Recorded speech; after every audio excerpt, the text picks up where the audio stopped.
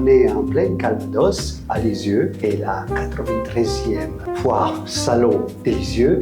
Et on a ici Laurent, qui nous accompagne pendant toute cette foire. Laurent, bienvenue.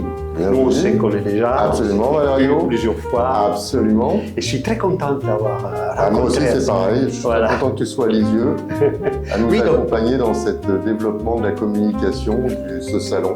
Oui, je suis content aussi parce que ça me fait toujours plaisir de vous avoir, surtout que vous êtes des personnages agréables. C'est très gentil. Alors, notre public, il veut connaître un peu ton parcours et qu'est-ce qui t'a amené à faire ce magnifique métier des recherches, presque policières.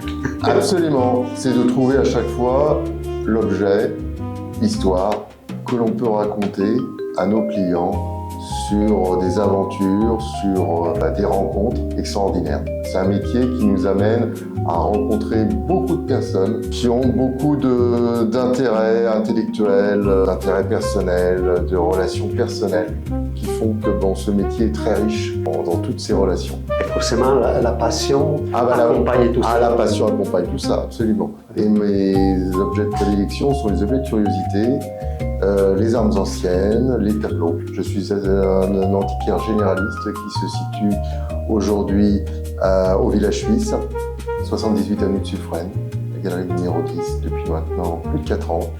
Et je repars sur une aventure d'un bail de 369, donc pour dire que cet endroit est magique.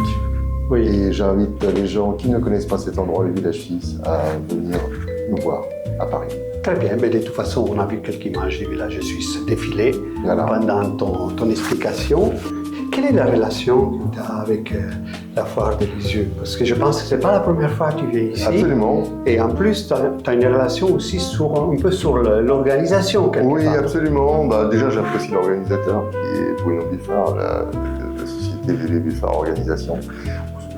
Donc déjà, je viens aussi pour l'organisateur, pour les clients qui sont nombreux et qui sont souvent dans les périodes estivales des Parisiens, des locaux. Et c'est un endroit qui est assez plaisant pour y travailler dans la mesure où il y a toute une ossature qui nous protège tout d'abord et qui est assez confortable. Voilà. Tous ces éléments-là font qu'effectivement, j'ai aussi une habitation pas loin qui donne l'intérêt de pouvoir me poser chez moi de temps à autre. C'est plus pratique. C'est plus pratique possible. Est-ce que tu as une prédilection au niveau de tout ce que toi tu présentes, tout ce que tu chines? Alors je présente principalement donc des objets de curiosité, des armes anciennes, des tableaux, toujours des objets qui sont un peu anachroniques ou qui posent des questions. Donc ce qui est intéressant dans ces objets, c'est l'histoire qu'elles véhiculent, la transmission de certains collectionneurs dont j'ai la charge.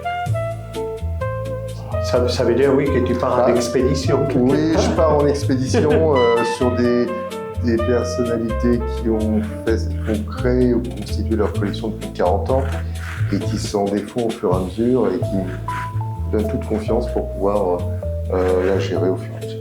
Voilà. Ça, c'est très intéressant parce que, disons, quelque part, tu es commissionné. Oui, en même temps, c'est passionnant. Je suis un passeur. Ben oui. Un passeur d'histoire. Oui, tout à fait. Passeur d'histoire, passeur de passion aussi. La recherche s'effectue bien sûr sur les objets, sur la transmission. Ces objets ont une existence depuis 40 ans dans une collection. Ils sortent de la collection au bout de 40 ans.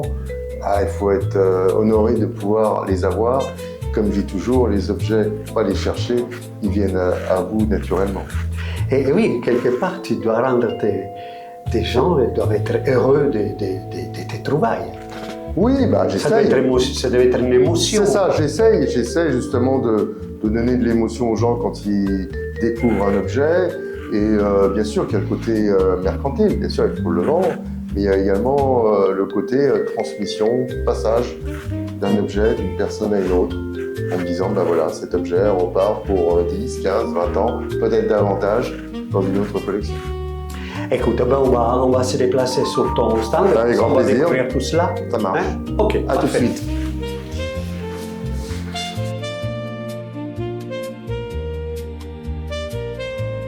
Ces tableaux sur panneaux en bois sont peints par Wilder M. Darling, 1856-1933.